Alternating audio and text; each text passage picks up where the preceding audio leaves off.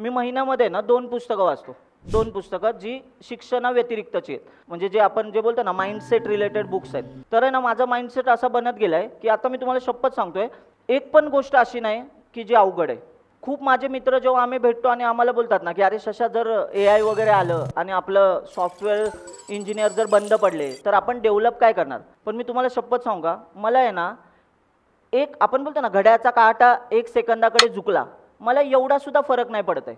कारण मला माहिती आहे, की आयुष्यामध्ये दुसरे काही ना काही मार्ग असतात, जे त्याच्या ह्या संधीबरोबर चालून येणार. जसं ना 1990च्या दशकामध्ये ना, जसं कम्प्युटर येत गेलं ना, तर ती जुनी लोकं होती, म्हणजे आपल्या वडिलांच्या पिढीमधली लोकं असं कन्सिडर करा. त्यावेळेसची लोकं होते ना, जे जॉबला होते, त्यांना फार टेन्शन आलं होतं, की आता कम्प्युटर येणार आणि जी लिखापडीवाली कामं होती ती सगळी कम्प्युटरमय होणार आणि कम्प्युटरवर गेले की धडाधड नोकऱ्या जाणार. पण तुम्ही नोटीस करा ना, कम्प्युटर आलं आणि एक वेगळं जग तयार झालं.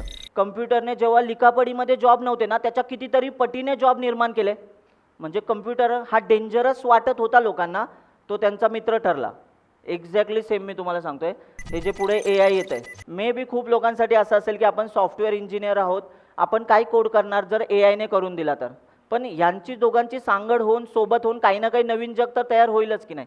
आपण एवढा लोड घ्यायची गरज नाही.